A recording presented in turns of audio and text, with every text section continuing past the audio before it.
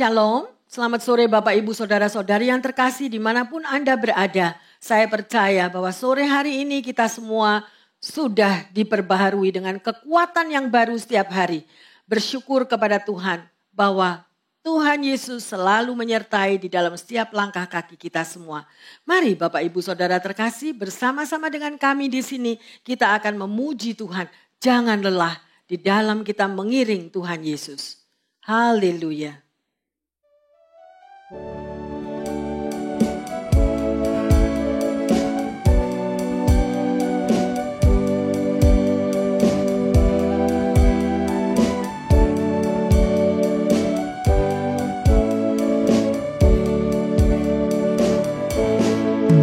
Jangan lelah bekerja di ladangnya Tuhan. Roh Kudus yang beri kekuatan, yang mengajar dan menopang. Tiada lelah bekerja bersamamu Tuhan, yang selalu mencukupkan akan segalanya.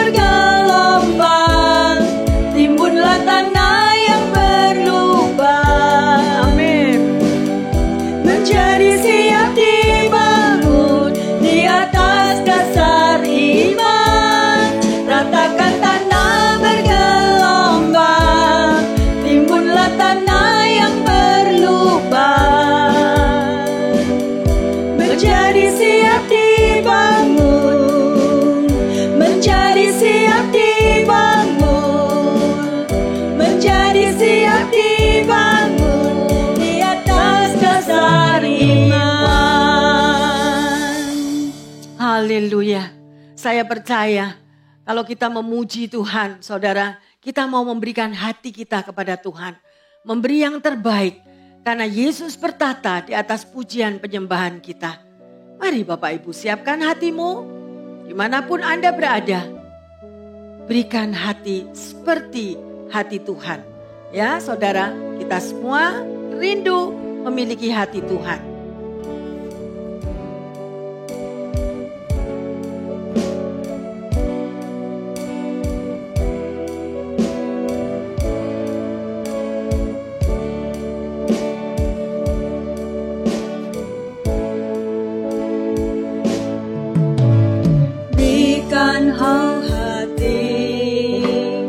Seperti hatimu yang dengan belas kasihan. Berikan ku mata seperti matamu, memandang buayan di sekelilingku. Berikan ku tanganmu untuk melakukan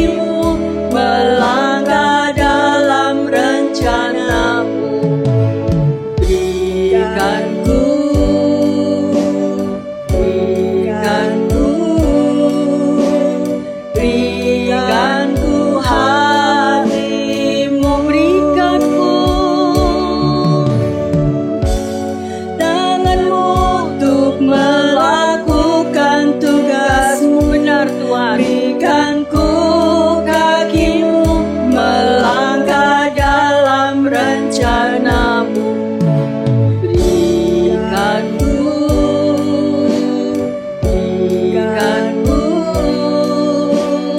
Berikanku hatimu. Berikanku tanganmu Tuhan. Berikanku tanganmu untuk melakukan tugasmu. Berikanku kakimu melangkah dalam rencanamu. Berikanku, Yes Lord. berikanku hatimu.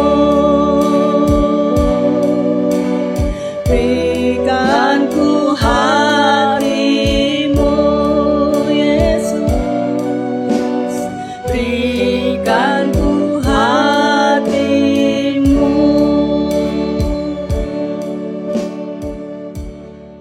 Terima kasih Bapa dalam surga. Kami percaya bahwa hatimu ada di dalam hati setiap umatmu. Dan terlebih di waktu yang indah ini Bapa, di mana kami mau kembali belajar akan firman-Mu. Biarlah kami boleh membuka hati kami ya Tuhan. Untuk kami boleh mendengar akan firman yang akan sebentar Kau taburkan. Berikan Bapa, apa yang menjadi isi hati-Mu kepada kami semua. Di dalam nama Tuhan Yesus, kami berdoa dan mengucap syukur. Haleluya. Bapak Ibu Saudara sekalian dimanapun Anda berada. Tema pada khotbah pada sore hari ini adalah melayani dengan rasa syukur. Sebagai orang percaya, kita harus menyadari bahwa melayani adalah panggilan bagi kita semua. Ya, di mana saudara dan saya sudah mengalami karya penyelamatan dengan tubuh dan darah Yesus yang sudah dikorbankan, ya, Saudara. Dan itu semuanya tubuh dan darahnya dicurahkan bagi saudara dan saya. Melayani adalah suatu ungkapan pengucapan syukur dan juga sebagai cara anak Tuhan mau melakukan dan menerapkan apa yang diajarkan oleh firman-Nya. Sedemikian rupa dikatakan dalam Alkitab. Seperti anak manusia datang bukan untuk dilayani tetapi untuk melayani dan untuk memberikan nyawanya menjadi tebusan bagi saudara dan saya. Ya, oleh karena itu mari kita melihat bersama-sama di dalam Matius 20 ayat yang ke-28. Sama seperti anak manusia datang bukan untuk dilayani, melainkan untuk melayani dan untuk memberikan nyawanya menjadi tebusan bagi banyak orang. Amin, saudara. Jadi jelas sekali apa yang dikatakan oleh Alkitab. Ya, Yesus dia korbankan dirinya menjadi tebusan untuk saudara dan saya.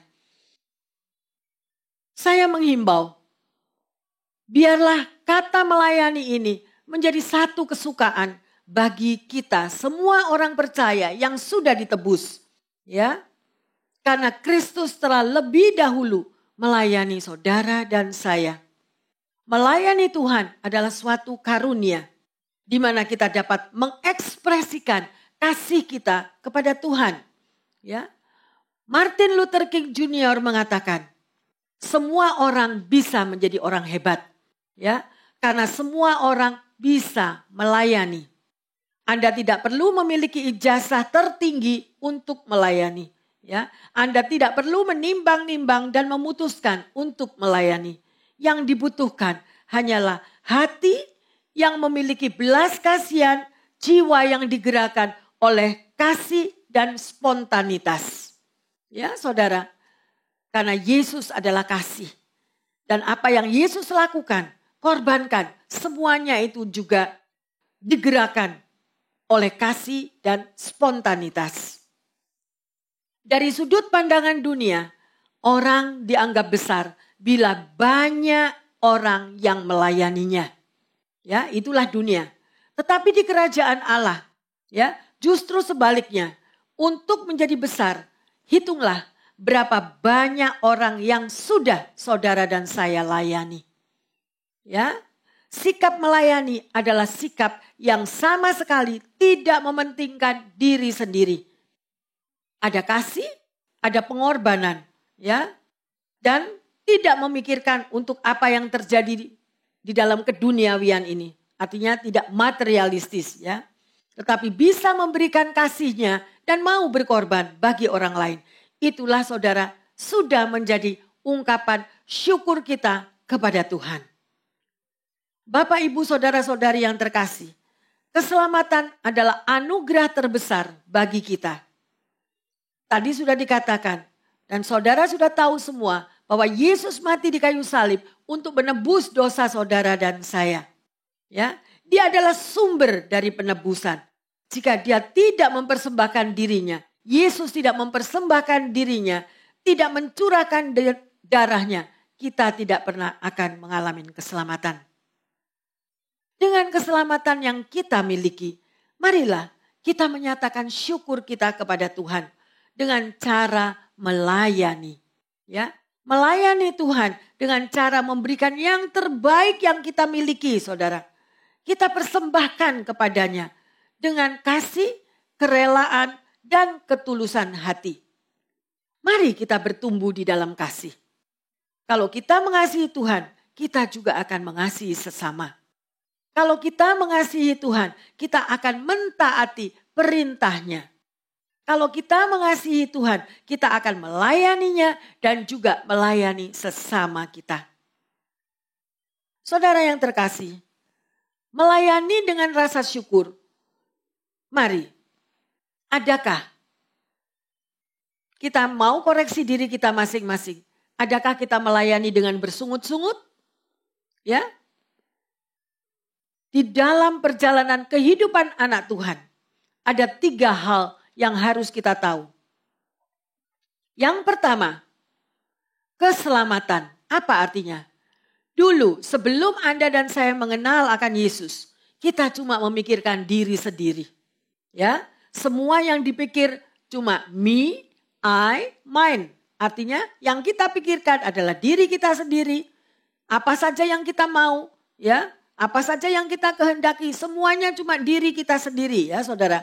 Tetapi setelah kita mengenal Yesus, itu baru awal dari suatu kejadian yang dulunya tidak mengenal, sekarang mengenal Yesus. Kita tahu siapa. Ada juru selamat yang menyelamatkan kita. Dan mulailah di situ hidup kita diubahkan. Ya, itu yang pertama. Dan yang kedua, kita masuk pada tahap proses di dalam menghadapi persoalan hidup. Ya, dan kita akan tahu. Banyak anak Tuhan tidak mengerti. Mereka mengatakan, kalau aku hidup bersama Tuhan, maka hidupku tidak ada masalah. Dan itu tidak benar, ya saudara. Tuhan izinkan persoalan, masalah terjadi. Untuk kita boleh melihat kebesaran kuasanya yang dicurahkan di dalam hidup saudara dan saya. Dan sedemikian melalui persoalan itu kita semakin dekat kepada Dia. Kita semakin dekat kepada Yesus. Dan kita melihat betapa ajaib kuasanya. Ya, kita bukan menyembah Yesus yang mati. Kita menyembah Yesus yang hidup di dalam perjalanan kita di dunia ini. Ya, oleh karena itu Tuhan izinkan proses itu terjadi. Dan Tuhan tetap menyertai saudara dan saya di dalam proses hidup tersebut. Itu yang kedua. Dan yang ketiga, setelah kita diselamatkan dan kita melihat karya Allah yang luar biasa di dalam proses hidup kita, maka ada suatu rasa di dalam hati kita untuk mulai kita melayani sesama kita. Ya, dan disitulah terjadi satu pertumbuhan kekristenan kita setelah kita mengalami perjumpaan pribadi dengan Yesus melalui proses dalam kehidupan. Kita bisa melihat ada 2 macam manusia, saudara. Orang yang maunya hanya menerima saja, ya, dan orang yang mau hanya untuk memberi kepada orang lain. Ya, jelas sekali ini bedanya. Fokus kepada Tuhan atau fokus kepada diri kita sendiri. Ya, tetapi Tuhan mau kita berfokus kepada Tuhan. Mari kita lihat di dalam Roma 12 ayat yang pertama. Karena itu, saudara-saudara, demi kemurahan Allah, aku menasihatkan kamu, supaya kamu mempersembahkan tubuhmu sebagai persembahan yang hidup, yang kudus, dan yang berkenan kepada Allah. Itu adalah ibadahmu yang sejati. Saudara, ayat ini berbicara kepada umatnya tentang demi kemurahan Tuhan, aku menasihatkan kepada kamu. Ya, jadi dasar dari melayani adalah karena kemurahan Tuhan. Kemurahannya, kita sudah ditebus, kita sudah diselamatkan. Jadi sudah selayaknya kalau kita melayani Tuhan. Ya, dan itulah sebagai suatu pengucapan syukur kita mengasihi Tuhan. Ada orang yang berpendapat bahwa kita melayani Tuhan supaya kita masuk surga.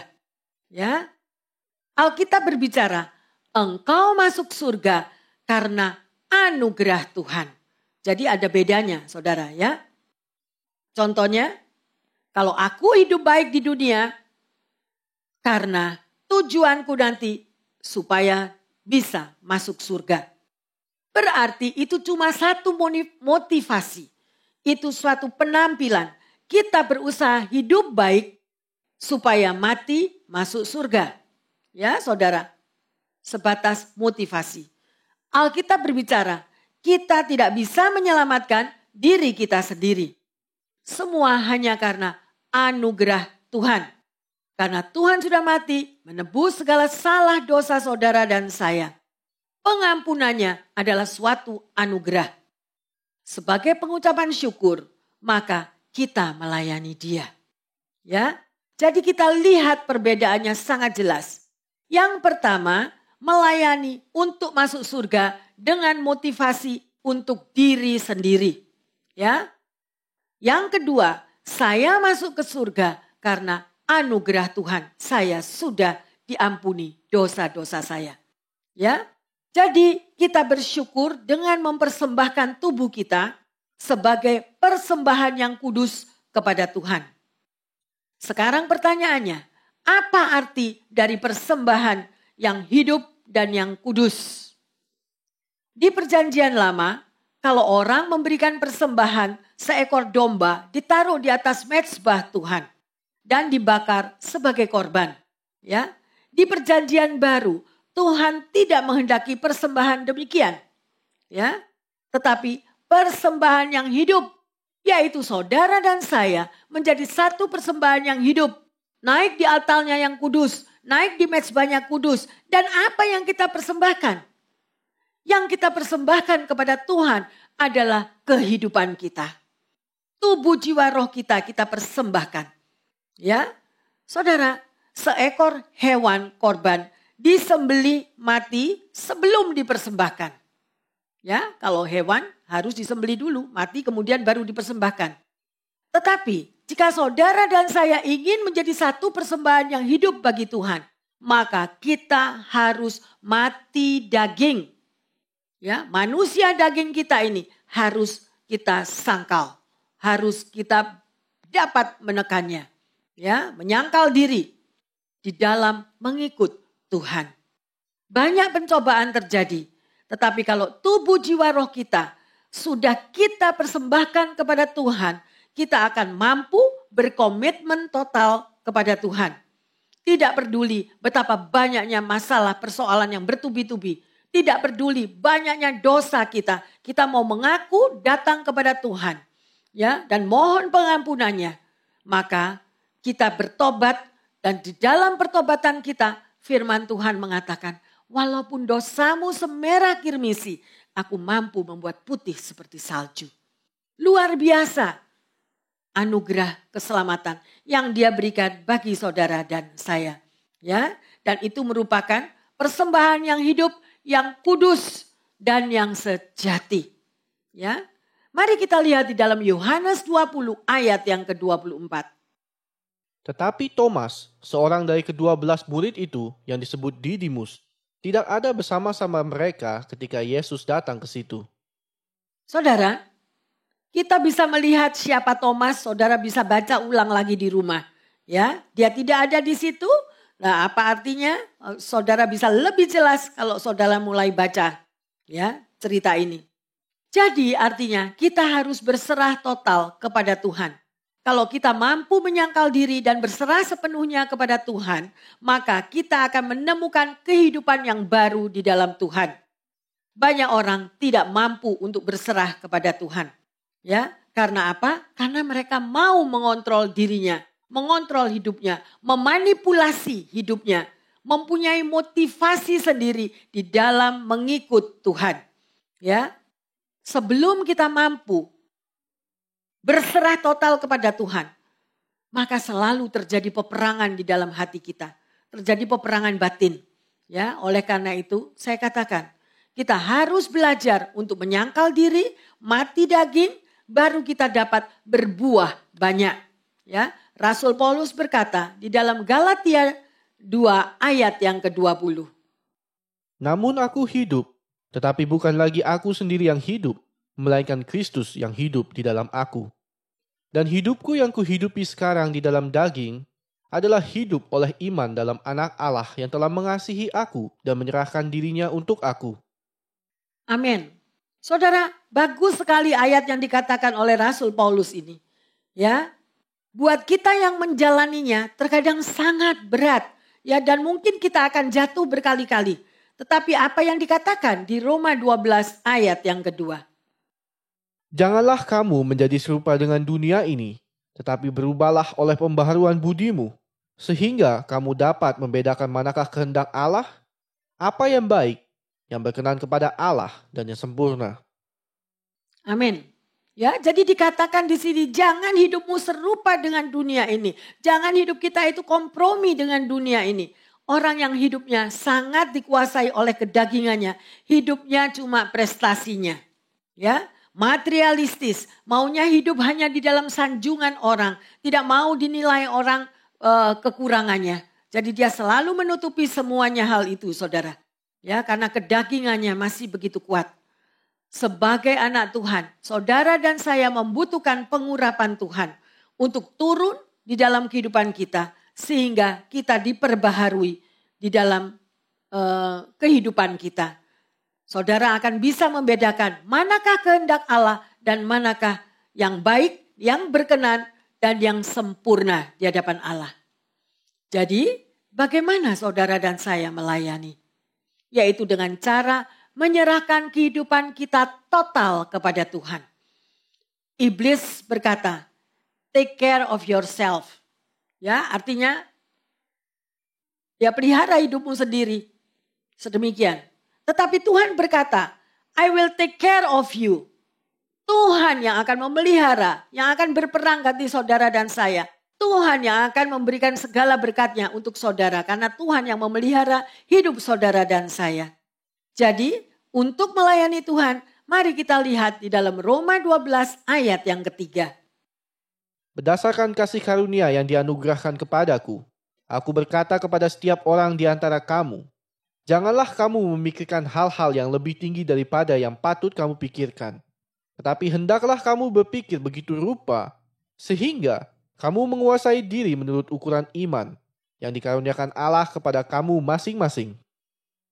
Haleluya.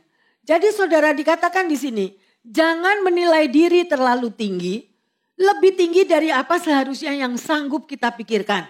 Ya, misalnya orang yang tidak tepat harus menduduki satu jabatan di kantor, ya, tetapi itu bukan bidangnya dan dia sangat menginginkan karena gaji yang tinggi yang ada dalam posisi itu.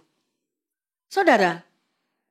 Maka di dalam waktu yang lama, semua apa yang ada di kantor itu terhambat dan akan membawa satu kerugian. Karena orang yang bekerja di tempat bagi mereka yang tidak sesuai, karena dia paksakan, tetapi dia tidak mampu untuk keahlian di tempat bidang tersebut. Ya saudara, jadi kantor akan mengalami kerugian. Di sini dikatakan, menilai diri terlalu tinggi dan merasa benar sendiri adalah ciri utama dari seorang pelayan yang gagal. Ya, baik melayani di tengah keluarga, dimanapun juga pelayanan yang dia lakukan semuanya akan terhambat dan banyak mengakibatkan kerugian bagi orang lain. Ya. Jadi, andalkanlah Tuhan dengan penuh kerendahan hati dan setia, maka semuanya akan menjadi indah pada waktunya. Dibutuhkan penguasaan diri, karena itu adalah salah satu dari buah-buah roh. Sehingga kita bisa mengontrol pikiran kita, pikiran-pikiran negatif. Ya saudara, yang terjadi silih berganti hanya berdasarkan ketakutan dan kekhawatiran kita. Itu semuanya dapat dikalahkan kalau kita banyak berdoa dan membaca firman Tuhan. Bapak, Ibu, Saudara-saudari yang terkasih, mari kita lanjut di dalam Roma 12 ayat yang keempat dan kelima. Sebab sama seperti pada satu tubuh kita mempunyai banyak anggota, tetapi tidak semua anggota itu mempunyai tugas yang sama. Demikian juga kita, walaupun banyak, adalah satu tubuh di dalam Kristus. Tetapi kita masing-masing adalah anggota yang seorang terhadap yang lain. Benar saudara, ya. Jadi kita adalah satu tubuh Kristus, tetapi berbeda-beda karunianya. Ya, berbeda-beda panggilannya. Ketika semua orang satu hati untuk melakukan yang terbaik di dalam melayani, ketika semua orang mengatur pelayanan sesuai dengan karakter dan karunia, ketika semua orang saling mencintai, saling menghargai, dan saling mengisi, ya, maka pelayanan itu akan bertumbuh dengan sehat. Ya, sekali lagi tadi sudah kita katakan, diperlukan satu hati di dalam kita melakukan sebuah pelayanan. Ya, oleh karena itu jangan lupa akan 3 prinsip itu dimanapun Anda berada dan melakukannya dengan syukur kepada Tuhan. Ya, maka pelayanan itu akan sungguh berkenan di hadapan Allah dan memberikan damai sejahtera bagi orang yang kita layani. Mari kita lihat di dalam 1 Korintus 12 ayat yang ke-17 dan ke-18. Andai kata tubuh seluruhnya adalah mata, di manakah pendengaran? Andai kata seluruhnya adalah telinga, di manakah penciuman? Tetapi Allah telah memberikan kepada anggota masing-masing secara khusus suatu tempat pada tubuh, seperti yang dikehendakinya. Mari kita lanjut di dalam 1 Korintus 12 ayat 20 dan 21. Memang ada banyak anggota, tetapi hanya satu tubuh. Jadi mata tidak dapat berkata kepada tangan, aku tidak membutuhkan engkau. Dan kepala tidak dapat berkata kepada kaki, aku tidak membutuhkan engkau. Ya saudara, kita satu tubuh tetapi berbeda-beda fungsinya. Ya, kita tetap membutuhkan satu dengan yang lain. Ya, Alkitab tidak mengatakan bahwa saudara dan saya bisa hidup sendiri. Tuhan menghendaki kita bahwa di dalam satu tubuh itu ada satu persatuan. Ada unity. Karena setiap daripada masing-masing anggota itu berharga di mata Tuhan. Mari kita lanjut di dalam 1 Korintus 12 ayat 24 dan 25. Hal itu tidak dibutuhkan oleh anggota-anggota kita yang elok. Allah telah menyusun tubuh kita begitu rupa sehingga kepada anggota-anggota yang tidak mulia diberikan penghormatan khusus. Supaya jangan terjadi perpecahan dalam tubuh. Tetapi supaya anggota-anggota yang berbeda itu saling memperhatikan. Amin. Ya, jadi berbeda-beda di dalam anggota tubuh kita tetapi untuk saling memperhatikan dan ada satu persatuan. Ya, misalnya ada karunia-karunia rohani, ya, dan Tuhan mau untuk kita memakai setiap karunia-karunia yang berbeda itu untuk saling melengkapi dari pribadi-pribadi anak-anak Tuhan. Ya, tidak ada yang satu lebih daripada yang lain, tidak ada. Semuanya sama dan semuanya bisa bekerja dengan satu kasih dan satu persatuan. Ya, demikianlah yang dinyatakan oleh Tuhan sebagai tubuh Kristus, diperlengkapi demi kemuliaan Tuhan, ya. Saling memperdulikan satu dengan yang lain. Jadi dalam keadaan suka dan duka, saudara dan saya di dalam melayani, kita bisa bergandeng tangan bersama-sama dan rasa kebutuhan dan membutuhkan satu dengan yang lain. Mari kita lihat di dalam 1 Korintus 12 ayat yang ke-26. Karena itu, jika satu anggota menderita, semua anggota turut menderita. Jika satu anggota dihormati, semua anggota turut bersuka cita. Amin ya. Sedemikian rupa saudara bisa membaca lagi lebih jelas di rumah. Ya, mari kita kembali di dalam Roma 12 ayat yang ke-6 dan yang ke-7. Demikianlah kita mempunyai karunia yang berlain-lainan menurut kasih karunia yang dianugerahkan kepada kita. Jika karunia itu adalah untuk bernubuat, baiklah kita melakukannya sesuai dengan iman kita. Jika karunia untuk melayani, baiklah kita melayani. Jika karunia untuk mengajar, baiklah kita mengajar. Bapak, Ibu, Saudara-saudari yang terkasih, kita belajar pada malam hari ini. Sebagai anak Tuhan, saudara dan saya mempunyai hak istimewa untuk diberi karunia-karunia oleh Roh Kudus. Untuk membangun umat Allah dan mengungkapkan kasih Allah kepada orang lain. Karunia itu ada 7, yaitu roh hikmat, roh pengertian, roh nasihat, roh keperkasaan, roh pengenalan akan Allah, roh kesalehan, dan roh takut akan Allah. Apakah karunia Anda? Dan jangan kita menghakimi karunia orang lain yang Tuhan juga berikan kepadanya. Yohanes Calvin berkata, apa yang diberikan oleh Kristus atau apa yang ada pada Kristus tidak dipertahankan untuk miliknya sendiri, tetapi diberikan kepada umatnya. Ya, jadi karunia rohani itu adalah satu pemberian yang luar biasa yang Roh Kudus berikan untuk melengkapi kebutuhan kita dan kebutuhan sesama kita. Mari kita lihat saudara, ada tangga-tangga di mana karunia-karunia ini tadi dapat diterapkan di dalam kehidupan saudara dan saya. Ya, dengan demikian, yang pertama, dengan takut akan Allah, kita dihantar kepada kesalehan. Dan dari kesalehan, kita akan dibawa lagi kepada suatu yang lebih tinggi, yaitu pada pengenalan akan kebenaran. Dari kebenaran, saudara dan saya akan dihantar untuk menimba kekuatan keperkasaan. Dari keperkasaan, kita akan diantar kepada nasihat. Dan dengan nasihat kita bergerak menuju kepada pengertian. Dengan pengertian kita menuju kepada kebijaksanaan.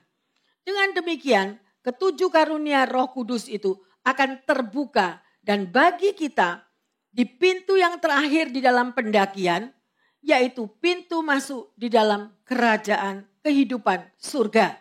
Ya, sehingga urutan karunia-karunia Roh Kudus menuju tangga teratas adalah karunia roh takut akan Allah, kesalehan, pengenalan, keperkasaan, nasihat, pengertian, dan akhirnya kebijaksanaan.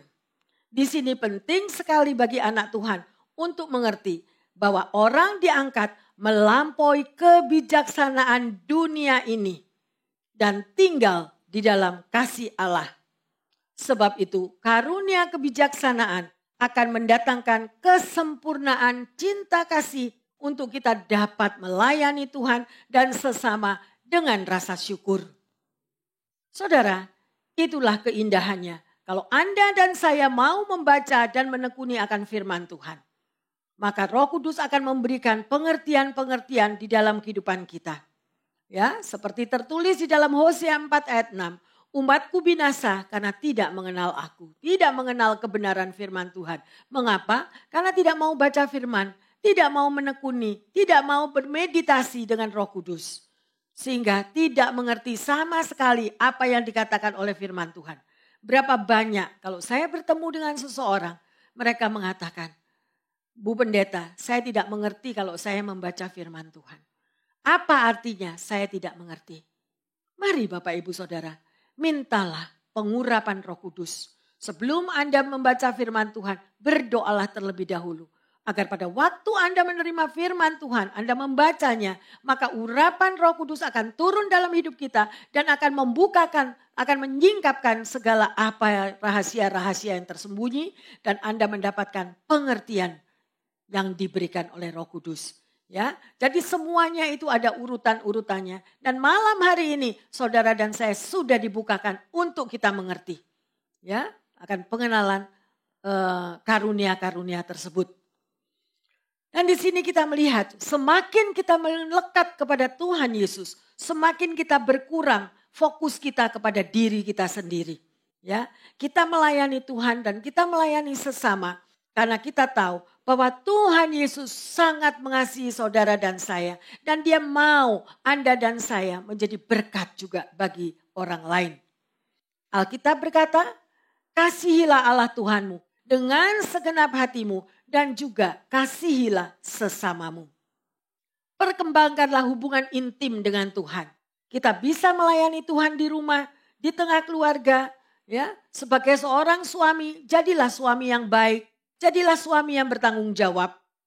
Sebagai seorang istri, jadilah istri yang baik. Sebagai penolong di tengah keluarga. Dan sebagai anak-anak, patuhlah kepada orang tua selagi mereka masih ada dan hidup. Ya, sehingga di mana ada kesempatan untuk berbuat baik, berbuatlah baik. Ya, untuk kemuliaan Tuhan. Mari kita baca di dalam Roma 12 ayat yang ke-8. Jika karunia untuk menasehati, baiklah kita menasehati. Siapa yang membagi-bagikan sesuatu, hendaklah ia melakukannya dengan hati yang ikhlas. Siapa yang memberi pimpinan, hendaklah ia melakukannya dengan rajin. Siapa yang menunjukkan kemurahan, hendaklah ia melakukannya dengan sukacita. Haleluya. Saudara, jelas sekali dikatakan masing-masing karunia mempunyai fungsi yang berbeda-beda. Ya. Ini ada cerita kisah nyata, yaitu seorang istri yang melayani suaminya menderita stroke selama 6 tahun. Dia melakukannya dengan penuh kasih, dengan sukacita, ya, untuk senantiasa melayani dengan baik. Dan pada satu hari, dia digerakkan oleh Tuhan untuk dia meminta maaf kepada suaminya. Ya, dan suaminya terkejut, saudara. Mengapa kamu minta maaf kepadaku? Bukankah engkau melayani aku dengan sangat baik? Ya, suaminya begitu mencintai dan kasihan kepada istrinya. Dia merasa guilty bahwa dia sudah menjadi beban bagi istrinya. Saudara, apa yang terjadi esok harinya? Ya, pada esok paginya dia mendapati suaminya sudah dipanggil Tuhan. Apa artinya di sini dengan kisah ini, saudara? Artinya pada waktu saudara mempunyai satu karunia untuk melayani. Layanilah dengan rasa syukur. Layanilah dengan penuh kasih tanpa ada sungut-sungut. Ya, sedemikian rupa karena kita tidak tahu apa yang akan terjadi pada esok hari. Ya, mari kita lihat di dalam Efesus 2 ayat yang ke-8 dan ke-9. Sebab karena kasih karunia kamu diselamatkan oleh iman. Itu bukan hasil usahamu, tetapi pemberian Allah. Itu bukan hasil pekerjaanmu. Jangan ada orang yang memegahkan diri. Amin. Ya, jadi tidak berkenan kalau ada orang yang memegahkan diri. Karena anugerah Tuhan, saudara dan saya diselamatkan. Kita juga diselamatkan karena iman. Jadi bukan dari kekuatan kita atau dari perbuatan kita. Tetapi semua itu oleh kasih karunia, saudara dan saya diselamatkan. Mari kita lanjut di dalam Efesus 2 ayat yang ke-10. Karena kita ini buatan Allah, diciptakan dalam Kristus Yesus untuk melakukan pekerjaan baik yang dipersiapkan Allah sebelumnya. Ia mau supaya kita hidup di dalamnya. Amin, saudara. Jadi kita tahu bahwa saudara dan saya adalah karya Tuhan dan ciptaan Tuhan sesuai dengan rencananya bagi masing-masing ciptaannya.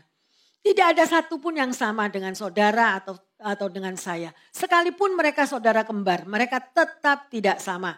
Ya, karena itu apapun kita hidup di dunia untuk saling membutuhkan. Percayalah kepada Tuhan. Dia juru selamat dan ahlinya untuk menyelamatkan manusia. Siapapun kita, masalah kita yang berat, hidup yang sudah rusak, yang orang sudah menilai bahwa hidupnya tidak dapat tertolong lagi. Saudara, tidak ada sesuatu yang tidak mungkin bagi orang percaya kepada Tuhan. Ya, lihat kehidupan Musa. Dia mengalami proses ya 80 tahun. Ya. Daud dengan segala dosanya. Elisa yang mau bunuh diri. Yunus yang lari dari pelayanan. Petrus yang menyangkal Kristus. Bahkan Thomas yang tidak percaya. Kalau Tuhan mampu mengubah hidup mereka dan bisa memakai mereka, demikian juga Tuhan sanggup mengubah hidup saudara dan saya, ya, dengan segala keadaan di masa lalu kita, dan kita menjadi berkat bagi banyak orang, menjadi berkat, menjadi garam dunia, menjadi terang saudara di tengah-tengah kegelapan dunia. Secara khusus di masa pandemik ini. Apakah saudara tetap mempunyai hati dengan pengucapan syukur untuk melayani? Ataukah malah kita menutup diri, menutup pintu, tidak mau kita untuk melayani sesama. Tentunya dengan batas-batas tertentu yang pemerintah sudah tentukan. Amin. Doa saudara dan saya sangat berkuasa untuk mendoakan sesama kita. Bapak, Ibu, saudara-saudari yang terkasih, John Wesley berkata, lakukanlah semua yang baik yang Anda bisa, dengan semua yang bisa Anda mengerti, dan dengan semua cara yang Anda mampu, setiap saat Anda bisa lakukan bagi orang lain. Itulah syukur kita kepada Tuhan. Lakukanlah selagi ada kesempatan. Ya, ada sesuatu yang penting. Perhatikanlah bagaimana cara hidup saudara dan saya. Apakah hidup kita bermakna, berarti bagi Tuhan dan sesama. Sekali lagi, serahkanlah hidup kita kepada Tuhan. Ya, sekalipun kita bekerja dengan baik, hidup dengan baik, tetapi kita tidak mempunyai hubungan pribadi dengan Tuhan, semuanya itu sia-sia. Ya, tidak berarti. Ya, jangan apa saja yang saudara lakukan memakai kekuatanmu sendiri. Apa saja yang saudara mampu, mungkin saudara katakan saya bisa, saya menduduki karir yang tertinggi, semuanya. Betul, saudara memiliki segala-galanya yang Anda bisa lakukan, tetapi hati kita kosong. Mengapa hati kita kosong? Karena tidak ada persekutuan pribadi dengan Tuhan. Ya, camkan hal itu. Hanya Tuhan yang bisa mengisi di dalam hati lubuk setiap kita dengan damai sejahtera sukacita. Berapa banyak orang-orang yang hidupnya luar biasa, hidupnya populer, hidupnya sedemikian indah bagi orang lain. Tetapi pada masa-masa dia mau mengakhiri hidupnya, dia buka isi hatinya bahwa hatinya kosong. Dia rindu ada damai sejahtera di dalam hatinya. Dia rindu dia bisa bersekutu dengan Tuhan. Tetapi waktunya sudah terlambat. Oleh karena itu saudara, libatkan Tuhan di dalam setiap langkah hidupmu. Ya, tanggapilah panggilan Tuhan. Karena ada keselamatan yang kekal yang Tuhan berikan bagi saudara dan saya. Saudara, ada seorang yang bernama Bob Buford. Adalah seorang pengusaha yang sukses dan dia disebut sebagai pelopor TV kabel pertama di dunia. Ya, namun setelah kematian anaknya, ia bertanya-tanya, untuk apa sebenarnya aku hidup di dunia ini? Adakah sesuatu yang lebih bermakna daripada memiliki harta benda yang berlimpah-limpah? Bob Buford kemudian mulai menularkan keresahan hatinya dan menulis buku-buku yang menginspirasi banyak-banyak orang seperti buku Halftime, kemudian From Success to Significance. Ya, artinya dari sukses kepada yang bermakna. Yang keduanya menjadi buku bestseller. Inti tulisannya, dia mengajak para pembaca bercermin apakah selama hidup ini kita mampu mensyukuri di mana hidup untuk menjadi berkat bagi orang lain atau belum. Ya, jadi di dalam sebuah wawancara yang dilakukan salah satu pembawa berita, ia berkata, ketika nanti saya meninggal, di batu nisan saya, tolong ditulis moto 100 kali. Ya, jadi 100x. Yang artinya, ia ingin hidup selalu berbuah bagi Tuhan dan sesama. Jauh sebelum Bob Buford ini mengerti akan makna hidup yang sebenarnya, Alkitab telah menuliskan terlebih dahulu. sebuah pesan yang sama kepada saudara dan saya, yaitu orang percaya harus mau menolong dan berbuat baik kepada orang lain.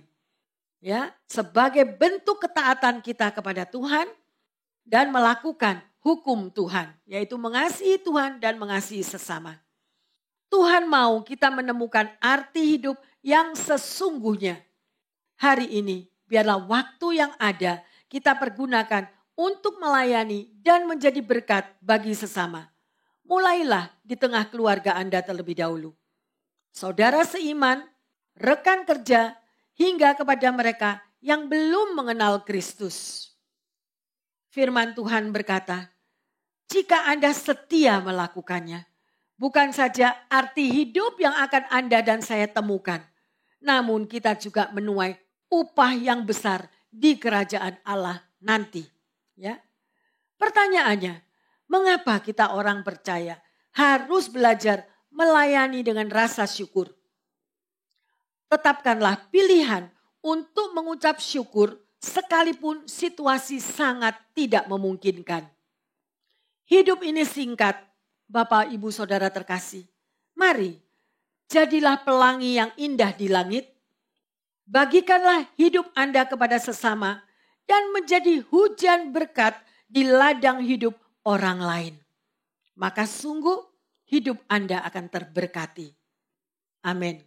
Dan sebagai ayat emas, mari kita lihat di dalam Matius 5 ayat 14 sampai ke 16. Kamu adalah terang dunia. Kota yang terletak di atas gunung tidak mungkin tersembunyi. Lagi pula, orang tidak menyalakan pelita lalu meletakkannya di bawah gantang, melainkan di atas kaki dian sehingga menerangi semua orang di dalam rumah itu. Demikianlah hendaknya terangmu bercahaya di depan orang, supaya mereka melihat perbuatanmu yang baik dan memuliakan Bapamu yang di sorga. Amin, haleluya saudara. Hendaklah ayat ini saudara meteraikan di dalam hati dan saudara lakukan menjadi terang bagi sesama kita. Mari, kita sudah belajar pada sore hari ini saudara, melayani dengan rasa syukur. Bersama dengan kami yang ada di sini, bukalah hatimu, kita akan menyembah bersama-sama.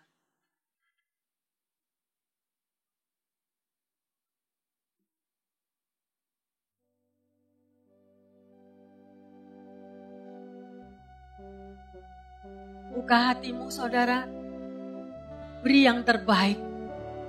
Katakan, kau saja yang suci, kau saja yang layak. Karena hanya Tuhan yang pantas dipuji dan ditinggikan. Haleluya Jesus. Angkat hatimu saudara, beri yang terbaik kepada Tuhan, sembah Dia. Saja yang suci, Amin. Kau saja yang layak, Haleluya. Kau layak terima glory. Yesus kau Tuhan. Amin, amin. Kau saja yang suci, haleluya. Kau saja yang layak, Amin. Kau layak terima glory. Hanya Kau Tuhan. Mari saudara bersama dengan saya katakan, kau saja yang suci. Kau saja yang suci, haleluya. Kau saja yang layak. Benar Tuhan, kami mau tinggikan Engkau. Kami mau sanjung Engkau Tuhan. Sebagai rasa syukur kami Bapa, kami tidak dapat membalas kasih-Mu. Engkau yang suci.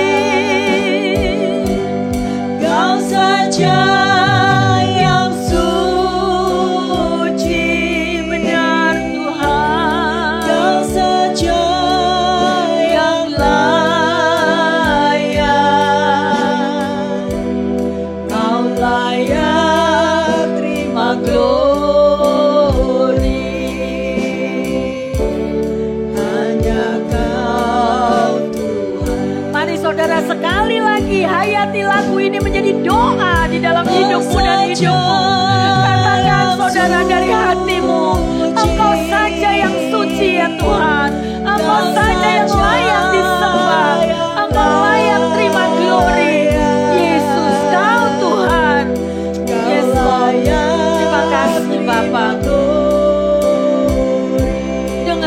persembahan anak-anak-Mu Tuhan.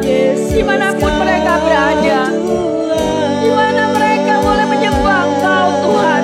Dengar ceritanya. Dengar Tuhan pujiannya. Dengar tangisannya ya Tuhan. Engkau sanggup Tuhan menjawab doa-doa umat dimanapun mereka berada. Terima kasih Bapa. Terima kasih Bapa. Terima kasih Yesus. Hanya Kau Tuhan. Kaulah yang terima glory. Yes, Lord. Hanya Kau Tuhan.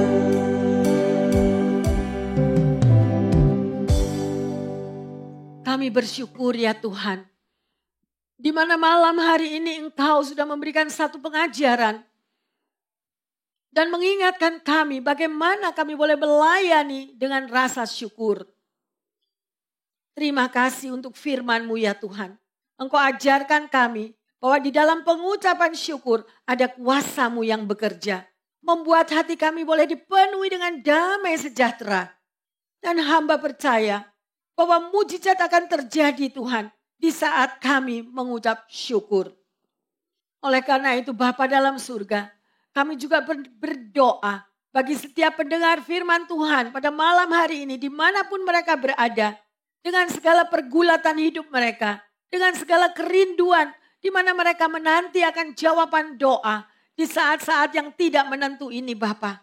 Biarlah mereka di dalam keadaan apapun mampu untuk mengucap syukur kepadamu. Walaupun tantangan silih berganti. Jawaban Tuhan belum nyata dalam kehidupannya. Tetapi kami percaya bahwa doa dengan ucapan syukur tidak akan sia-sia.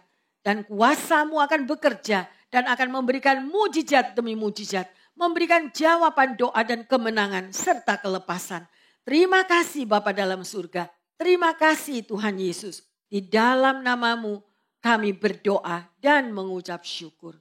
Yang percaya sudah menerima kebenaran akan firman Tuhan ini mengatakan amin, amin, amin.